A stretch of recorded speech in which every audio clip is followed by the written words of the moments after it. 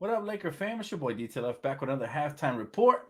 As the Lakers are up 65-55 on the Orlando Magic, guys. Uh Again, more of the same in the second half. That's all I can ask for because we've seen this movie before, right? Where we look good at the half.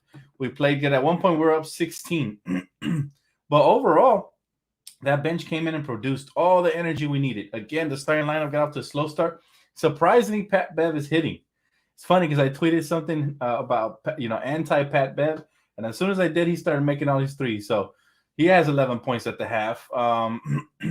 Overall, Lakers playing good team ball. They're moving the rock, doing the things. I mean, when Russ came in off the bench, he definitely infuses with that energy. He has 6 assists, 7 rebounds, 6 points at the half. LeBron doing LeBron things, and of course, Thomas Bryant continues to shine. So overall, gotta like the effort the first half, of course.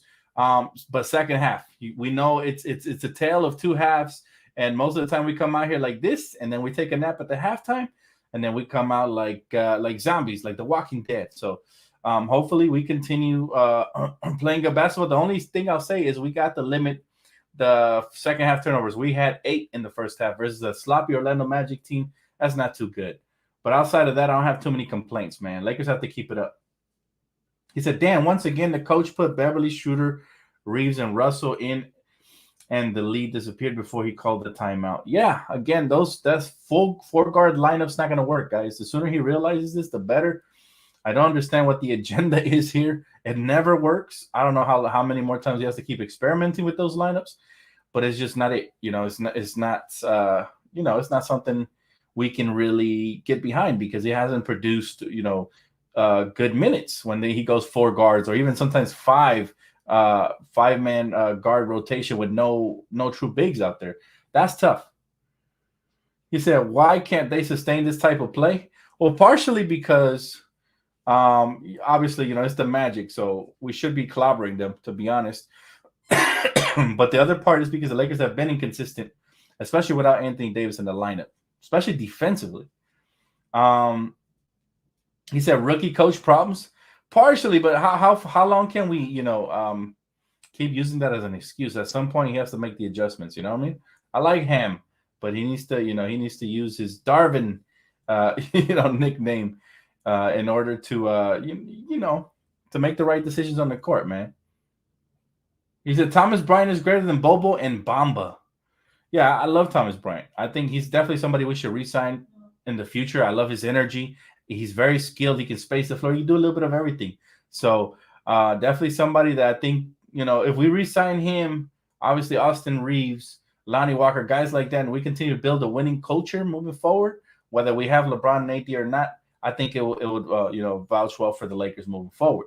But we have to continue to build with these type of guys that play hard, that are still relatively young, and they have a bright future in the NBA. Otherwise, if we keep recycling these players every year, you're never going to have some camaraderie, and this is why we can't, develop a winning team. Yeah, Russ is doing a tremendous job in the first half. Absolutely. Walker played better. Surprisingly, Patrick Beverly is not stinking it up tonight, so that definitely helps with the floor spacing when he's knocking down threes, which is rare occasion, right? I still wouldn't have him in the starting lineup, and that's why Lonnie Walker was able to penetrate and do his things a little bit better. But that foul was crazy. I thought he got injured when he landed on his back. Man, gotta be careful with that kind of stuff. I always hold my breath whenever somebody lands like that, especially a high flyer like Lonnie. So hopefully he's okay. Can't afford no more injuries at all. But they have to come out with energy in the second half because seriously, we run out of energy for some reason. We tend to have these atrocious third quarters that make us lose games. So hopefully tonight will be an exception to that. Do you think LeBron will request a trade next season or him and AD both eventually?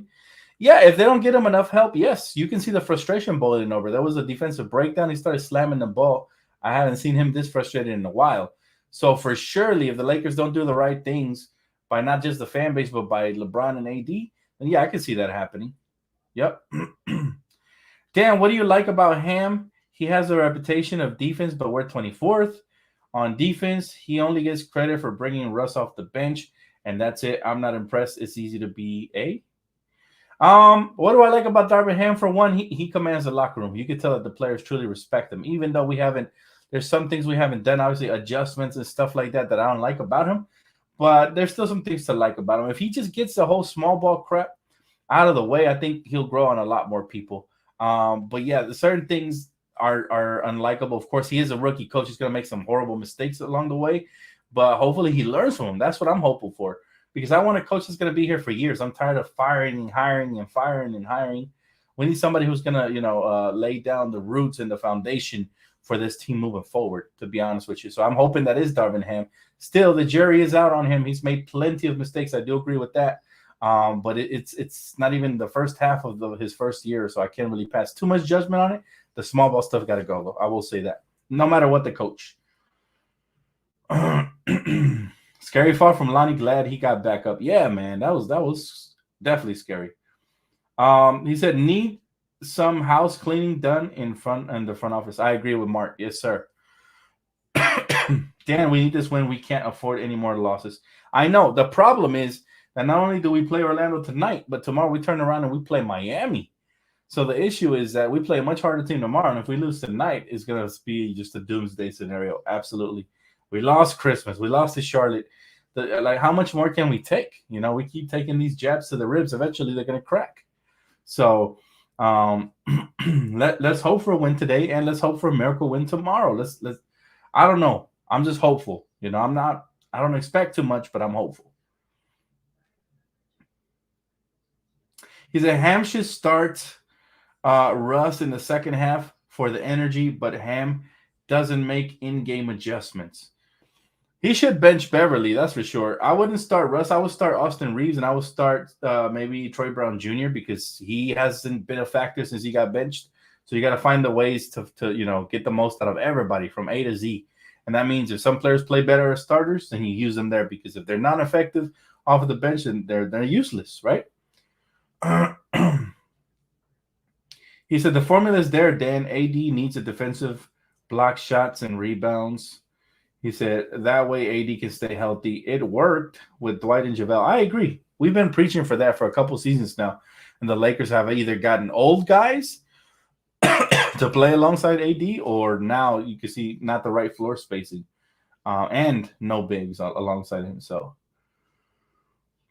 he said, Dan, why is it that when players are playing good, Coach Ham takes them out, but when players are playing bad, he leaves them in? Coach Ham can't coach. Honestly, we've had this problem since way back since Luke Walton. And even into Frank Vogel era, we've had this problem. I don't know why coaches stick to their minutes regime and they do not make proper adjustments at times. Drives me nuts, man. I really feel like the Lakers have to do a better job of that. I agree. Dan, I hope we get traded by New Year's. Man, I'm just hopeful, man. I'm just hopeful of improvement, any way, shape, or form. I'm done with expectations, but yeah, I'm definitely hopeful. I'm right there with you, man.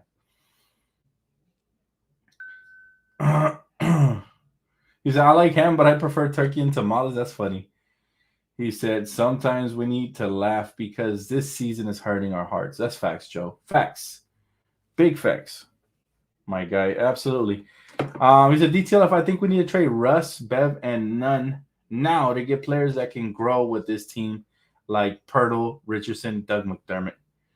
I like those players. I like all of the players you mentioned, to be honest, but are those really players that, they're going to be, culture changers? Maybe not. I'm not sure, to be honest. All I know is that, if we trade those players, it has to be something effective. It has to be for something effective now and something we can build for towards the future.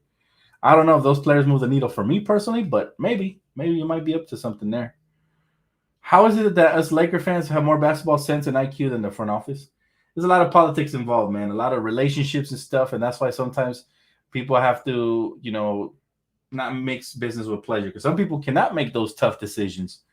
Some people are too nice, like Genie, and they can't fire certain people when they have to. They can't hire certain people when they have to. They can't make certain trades when they have to because they develop these bonds.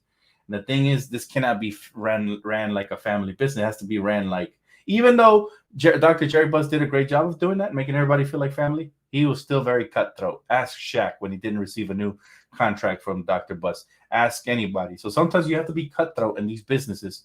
in order to make it work. You can't always be buddy and friends with some of the people you trade or some of the people you have to fire. Vogel wasn't the problem; it's the front office. Well, they're all part of the problem for me. Yeah, I agree that the front office takes the majority of the blame, but I do think Frank's rotations were tired last year, and some of his decisions were just as egregious as what Darvin Ham is doing now. So maybe you're right. Maybe obviously it's more on the front office, but I wouldn't like to play puppet. If they hire me as a coach, and then they're gonna say we're gonna shove our hand up your, where the sun doesn't shine, you just have to basically take all the blame, take all. I'd be like, you know what, I quit, and then I would speak to the media and be like, no, they didn't let me do my job. They hired me as the fall man, and I wasn't going to do that. So it would make them look worse, right? Period. But at the end of the day, everybody makes their own decisions. I don't know what the true problem is, if it's Darvin Ham doing whatever he wants, or if, like I said, if it's them, calling the shots behind the scenes. So I'm not sure. JJ, appreciate you, man. Thanks for super chat. Brother said, please know I can't stand Rob Parker whatsoever, but he made a good point. LeBron doing work this season, but his play isn't carrying the team. So for that reason, the front office might not want to do any trades. You know what? I'd be on board with this take, and I appreciate. Thank you so much for super chat, brother. Very kind of you.